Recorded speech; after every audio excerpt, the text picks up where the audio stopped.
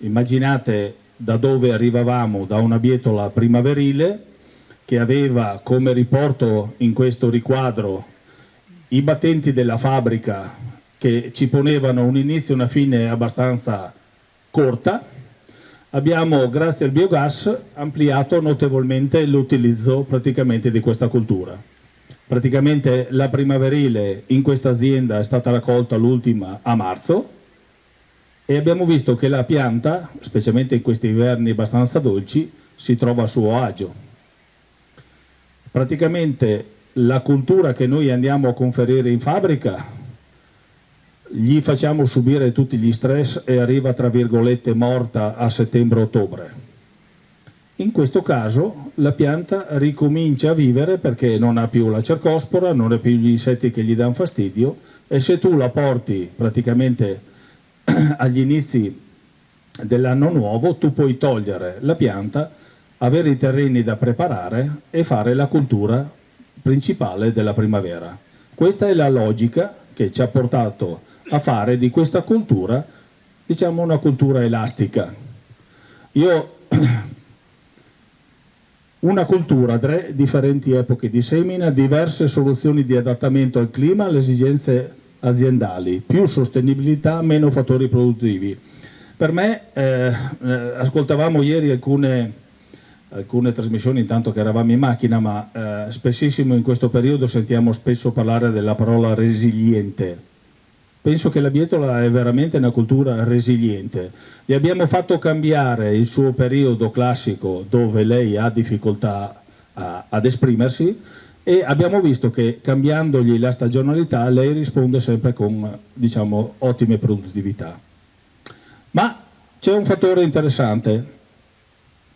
Noi abbiamo cominciato a portare al nord la semina autunnale e abbiamo immaginato che questa fosse la cosa più interessante. La semina autunnale, che era fino a 15 anni fa, era una semina che veniva fatta solo al sud Italia, difficilmente al centro Italia, col cambiamento del clima e soprattutto con la genetica, perché bisogna mettere anche questo sul piatto, la genetica ci ha portato ad avere la prefioritura, che potete vedere in campo, che è il fattore limitante produttivo della pianta. Ricordatevi sempre che questa cultura è una pianta biennale. Noi oggi stiamo sfruttando il vantaggio che ci dà questa cultura. Il mais non potreste mai fare una roba del genere, perché lui arriva e deve fare e fa la granella. Questa invece, se la lasci lì, è il suo silos ideale. La terra. Non dovete portarla a casa. Se volete fare gli stock per il tuo impianto, la puoi portare a casa e abbiamo visto che d'inverno col fresco che c'è o freddo, la barbabietola che avete raccolto può stare stoccata liberamente, non dovete farci niente, anche 45 giorni. È quello che succede negli impianti che praticamente fanno vivere i loro batteri anche con la barbabietola. Cos'è successo in questa zona? È successo che gli impianti avevano bisogno di cambiare un po' le rotazioni per dare un alimento diverso al loro sistema produttivo, che è il biogas.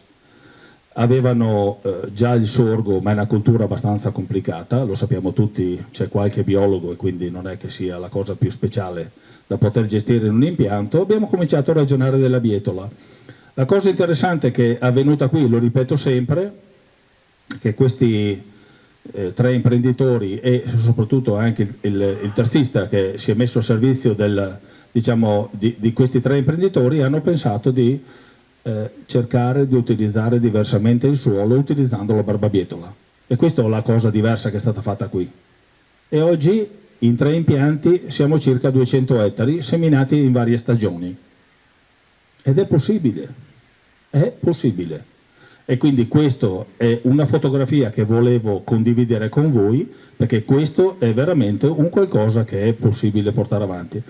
E alla fine è nata l'estiva, perché vi ho parlato dell'autunnale. L'autunnale adesso avremo un certo spazio anche con lo zuccherificio, con Copro B, parliamo già di un 1500 e più ettari per l'annata 2023, quindi cominciamo ad avere una superficie importante è una realtà che secondo me in diverse aree, ma specialmente qui nel profondo nord, si è adattata benissimo. In quasi tutti gli appezzamenti è giusto che vediate quelle che sono qui della zona, perché è una cultura, vedendo specialmente le difficoltà che abbiamo avuto quest'anno con le primaverili, che dimostra di essere una valida alternativa. E sono culture sostenibili. Ho voluto pubblicare tutti i dati, spero vi facciate le foto e meditiate su quello che c'è, perché è quello che è stato fatto in queste aziende. L'estiva che è stata fatta in questa azienda e l'autunnale che è stata fatta nell'azienda Azzopolo di Ambrosio. Dovete verificare, perché voi conoscete perfettamente l'itinerario tecnico che ha la bietola primaverile, che è particolarmente costosa. Questa cultura per me è una cultura che è sostanzialmente sostenibile naturalmente, perché non ha i problemi dei fitofagi che ci sono, delle malattie e di quant'altro. Le posso evitare e vedete che i mezzi tecnici che sono stati utilizzati sono veramente minimali. Il passaggio alla bietola sostenibile è possibile, ma non la possiamo più far vivere nel suo ambiente classico. Tutto qui. Meditate anche sul fatto che fra qualche anno non avrete più i mezzi tecnici. Al 2030 sparirà quasi tutto quello che abbiamo in mano oggi come arma per poterle gestire le piante. Questo itinerario che ho voluto fare è anche per rispondere alle vostre domande.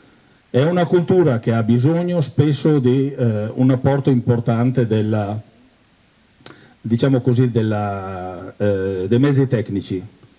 In questa cultura, diciamo fatta in questa maniera, riduciamo tantissimo questo apporto, diventa veramente un prodotto molto più semplice anche per voi, oltre che avere quel discorso di sostenibilità.